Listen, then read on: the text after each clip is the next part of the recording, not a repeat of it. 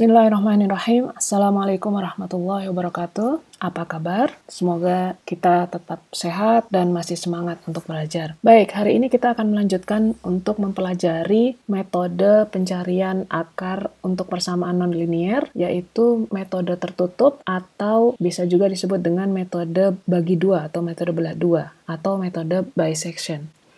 Nah, kita akan bicara mengenai estimasi terbaik dan level error. Nah, kita tahu bahwa metode bagi dua ini mendefinisikan suatu interval yang menjamin keberadaan akar persamaan dari suatu fungsi. Nah, pertanyaannya adalah, ketika kita menggunakan metode bagi dua ini, berapakah estimasi terbaik ya untuk akar suatu fungsi yang kita sedang tangani dari interval yang kita punya. Nah, kemudian kalau kita sudah dapatkan nilai akarnya, kemudian toleransi errornya atau toleransi galatnya itu seberapa dan bagaimana menghitung toleransi galatnya. Estimasi terbaik untuk akar fx atau fungsi dari x itu bisa dihitung dari selisih interval kemudian dibagi dua. Jadi kita tahu bahwa untuk menghitung akar ini dalam metode bagi dua itu rumusnya adalah B ditambah A dibagi dengan 2. Ya, ini untuk menghitung titik barunya pada setiap iterasi. Ya, sedangkan untuk menghitung errornya pada setiap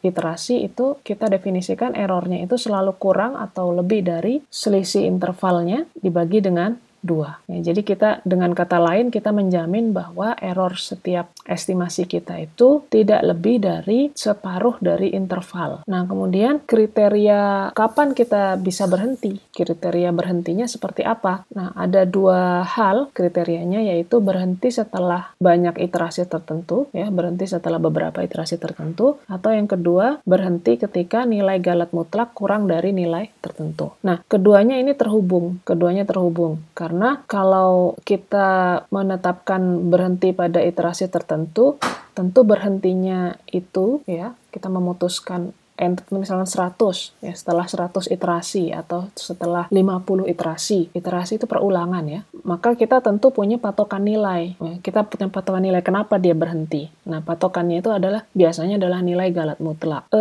Secara lebih tegas kriteria berhenti itu hubungannya ya, dua kriteria ini dijelaskan dalam formula berikut ya. Misalkan kita punya Cn itu adalah titik tengah interval ya pada iterasi ke n. Misalkan, ini adalah titik yang kita hitung ya, pada setiap iterasi. Kemudian R itu adalah akar dari fungsi. Maka setelah iterasi ke N, kita bisa menghitung galat. Itu adalah galat mutlaknya, akar dikurangkan estimasinya, itu harus selalu kurang dari suatu bilangan. Dalam hal ini kita nyebutnya error ya, atau kalau dalam bahasa Indonesia bisa disebut galat. Nah, rumus errornya ini bagaimana? Seperti yang tadi, B dikurangi A dibagi dengan 2 pangkat N. Kita simbolkan dia delta X ya, delta X karena dalam matematika kan biasa disebut menyebut jarak itu dengan delta ya, delta X dibagi dengan 2 pangkat N. Ingat N ini banyaknya iterasi. Jadi ketika iterasi kedua berarti 2 pangkat 2, ketika iterasi ketiga berarti 2 pangkat 3, dan seterusnya. Nah, kemudian konvergensinya seperti apa? Konvergensinya itu kita punya kriteria. Misal diberikan fx, diberikan a, b, dan epsilon, di mana a, b itu adalah titik intervalnya yang mengurung si akar, kemudian epsilon ini adalah error yang kita ingin tetapkan. Nah, berapa iterasi yang dibutuhkan sehingga mutlak x min r itu kurang dari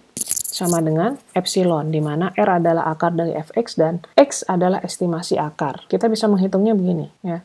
Iterasi yang dibutuhkan itu biasanya tidak lebih dari atau lebih dari sama dengan log B min A dikurang log epsilon dibagi dengan log 2. Jadi kalau kita ingin tahu iterasi yang dibutuhkan itu berapa, maka ini paling sedikit segini gitu. Jadi berdasarkan pada intervalnya, kemudian berdasarkan pada epsilon, di mana epsilon adalah error yang kita tetapkan. Atau kita juga bisa bilang N itu tidak lebih dari 2 log B min A per epsilon ya. Jadi kalau kita tahu bentuk log kan begini biasanya. Log A dikurang log B itu biasanya kan sama dengan log B per A ya. Jadi kalau kita mau kembali lagi ke bentuk standar dari logaritma ya. Kemudian kalau kita melangkah ke contoh, misalkan diberikan A-nya itu 6, B itu 7, jadi intervalnya mengurung di 6 sampai 7 dan E-nya atau error yang kita tetapkan adalah 0,0005, maka berapa iterasi yang dibutuhkan?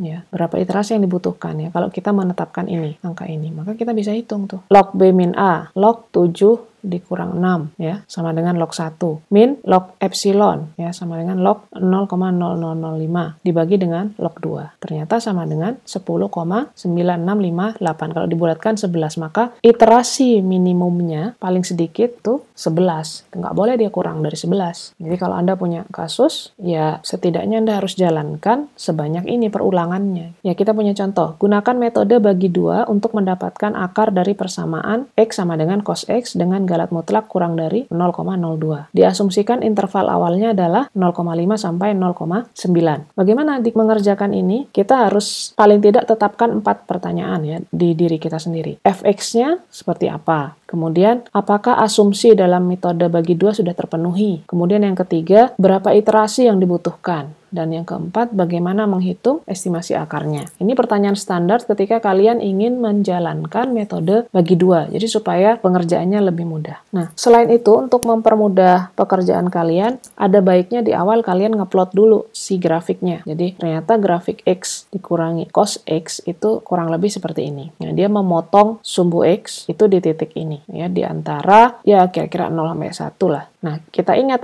definisi akar itu apa? Di awal kemarin, melewati atau menyentuh sumbu X. Maka akarnya kira-kira di sini. Tapi kita tidak tahu titiknya berapa, oke? Nah, kita coba pakai metode bagi 2. Tadi A-nya 0,5, B-nya 0,9. Metode bagi 2 selalu membagi 2 interval. Ya, dibagi 2 sama dengan 0,7. Bu, dari mana 0,7? Ya, 0,5 ditambah 0,9 dibagi dengan 2. Hasilnya ini. Kemudian kita cari nilai FA. Ya, nilai FA-nya negatif 0,3776, kemudian FB-nya 0,2784. Dari mana ini? Dimasukkan ke fungsinya yang tadi. Fungsinya ini. 0,5 dimasukin sini, minus cos 0,5. Kalau dihitung hasilnya ini, dan seterusnya. Ya. Nah, galat di iterasi yang ke 1 ini adalah 0,2. Ya, yang diminta berapa? 0,02. Galatnya didapat dari mana? Didapat dari 0,9 dikurang 0,5 dibagi sama 2. 0,9 dikurangi 0,5 berapa? 0,4. Ya, dibagi 2, 0,2. Oke. Kita lanjut ke iterasi berikutnya. Ini tadi titik tengahnya, kalau dievaluasi di fungsinya nilainya ternyata negatif 0,0648. Ya, dia setanda sama A, maka tidak bisa ke sini, maka harus ke yang berlainan tanda. Dibaginya ke sini. Ya. Galatnya 0,1. Dapatnya dari mana? 0,9 dikurangi 0,7 dibagi dengan 2. Maaf. Lanjut lagi, kita evaluasi titik tengahnya. Titik tengah antara 0,7 dan 0,9. Didapat 0,8. Ya, dievaluasi fungsinya, ternyata positif, maka tidak bisa ke tanda yang sama, maka membaginya nanti ke tanda yang beda. Ya, seperti asumsi awal di metode bagi 2. Nah, galatnya adalah 0,05. Dapatnya dari mana? 0,8 dikurang 0,7 dibagi 2. Kita lanjutkan ya, 0,8 dan 0,7 punya titik tengah 0,75, dievaluasi fungsinya, dapatnya positif ya. Galatnya adalah 0,025. Sudah terpenuhi atau belum? Belum, karena inginnya adalah kurang dari 0,02. Sedangkan 0,025 ini masih melebihi 0,02. Hati-hati, kayaknya sudah memenuhi ya, tapi ternyata masih ada ekornya begitu. Dan ekornya masih menunjukkan lebih.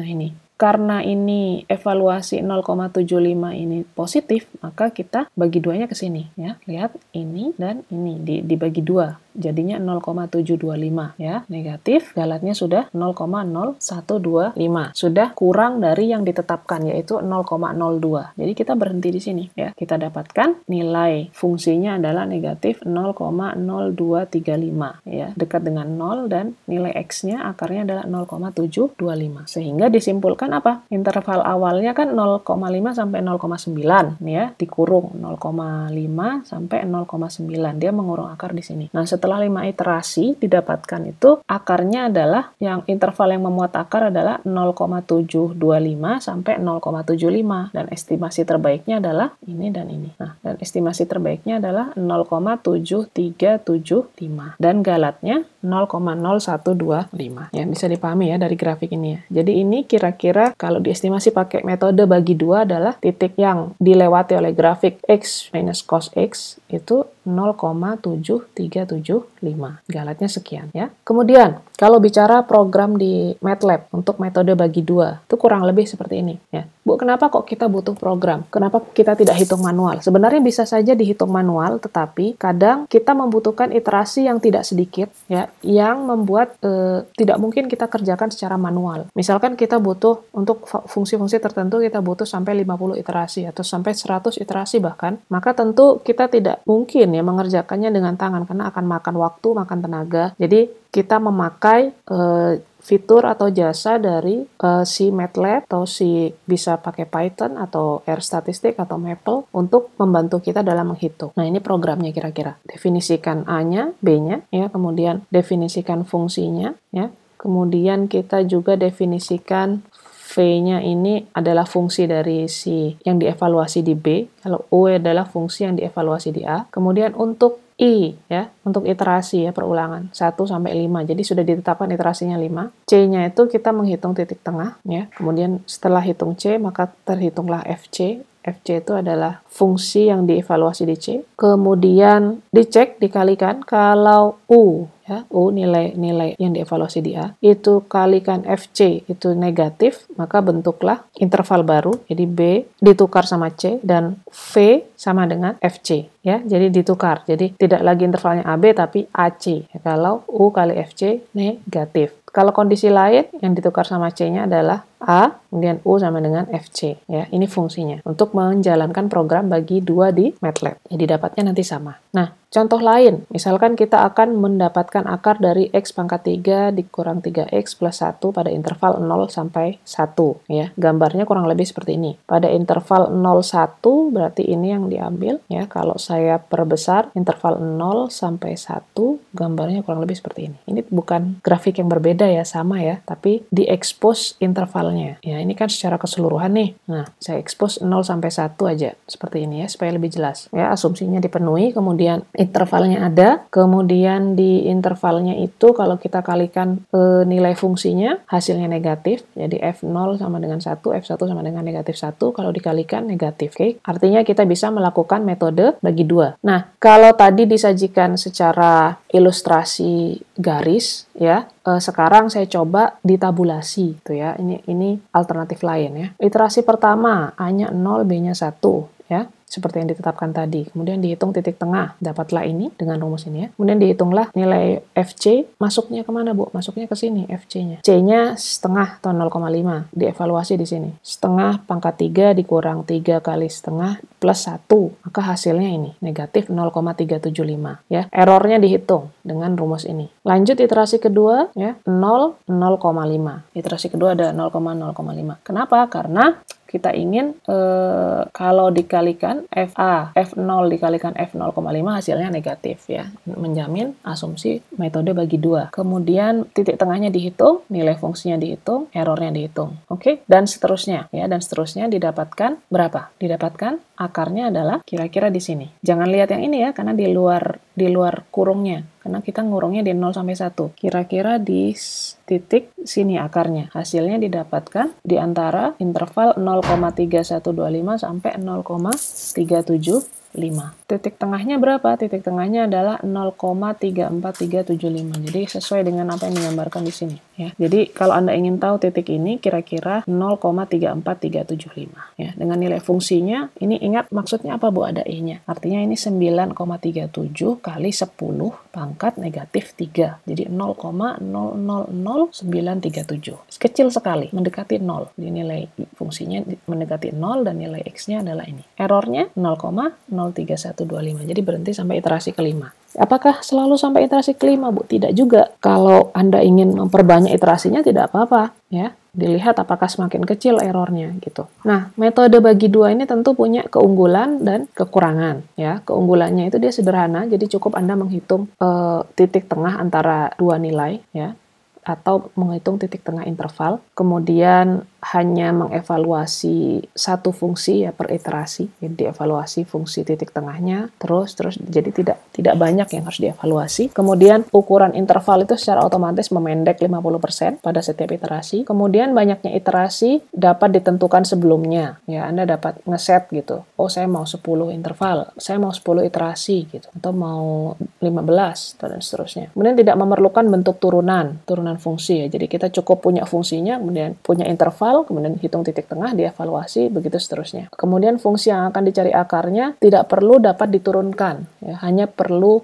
continue saja, tidak perlu terdiferensiasi. Nah, kemudian kekurangannya apa? Biasanya metode bagi dua ini agak lambat mencapai kekonvergenan. Apa Bu maksudnya konvergen? Maksudnya nilai di setiap iterasinya itu tidak atau susah atau lambat dalam mencapai nilai-nilai yang mirip, gitu ya.